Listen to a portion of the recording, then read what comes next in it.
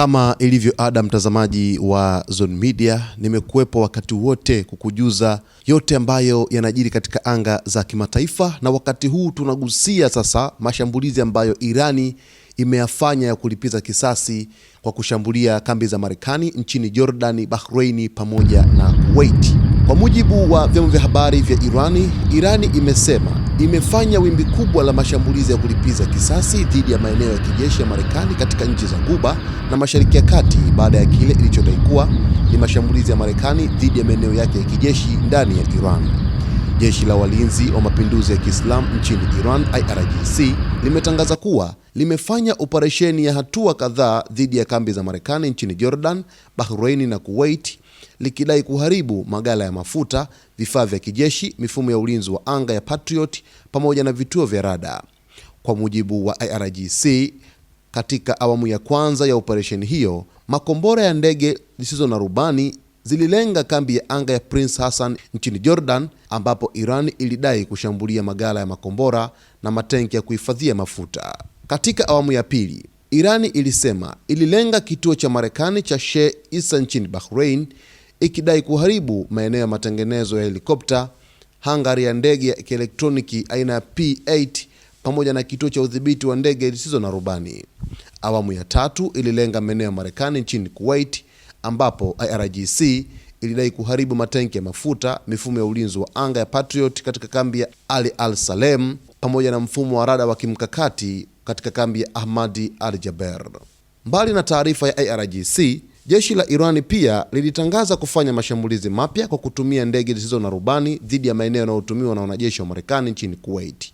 Irani ilisema mashambulizi hayo yalilenga vituo vya kijeshi, mifumo ya ulinzi wa anga na makombora pamoja na magala ya vifaa vya kijeshi. Wakati huo huo, milipuko mikubwa iliripotiwa katika baadhi ya kambi za Marekani, ikiwemo Muwafaq Salt nchini Jordan, huku safari za ndege katika uwanja wa ndege wa Amman zikisitishwa kwa muda. Milipuko mingine pia iliripotiwa katika maeneo ya kijeshi nchini Kuwait, huku Bahrain ikisema vingora vya tahadhari vilianza kulia baada ya taarifa za mashambulizi. IRGC imesema mashambulizi hayo ni sehemu ya operesheni ya kulipiza kisasi dhidi ya Marekani, ikidai kuwa yamechochewa na mashambulizi ya Marekani dhidi ya vituo vya Irani baada ya mvutano wa kijeshi katika mlango wa Hormuz. Irani imeapa kuendelea kulinda mamlaka na usalama wake, huku ikisema haitaruhusu kile ilichokiita uingiliaji haramu wa Marekani katika eneo hilo. Baada ya taarifa ya IRGC, kupitia vyombo vingine vya habari vilionyesha jinsi ambavyo makombora ya Irani yalikuwa yakikatiza anga za nchi hizo za Ghuba, lakini vile vile video zingine zilionyesha kabisa jinsi ambavyo makombora yalifanikiwa kufika katika maeneo ya kambi hizo za Marekani katika ukanda huo wa Mashariki ya Kati. Kiujumla ni kwamba hali katika ukanda huo bado haijatulia kabisa kutokana na mashambulizi ya karibu kila siku yanayofanywa na pande zote mbili, yani upande wa Irani na upande wa Marekani. Irani kiuhalisia katika mashambulizi ya kulipiza kisasi ambayo yamefanywa huko katika kambi za Marekani yalikuwa ni mashambulizi makubwa mno.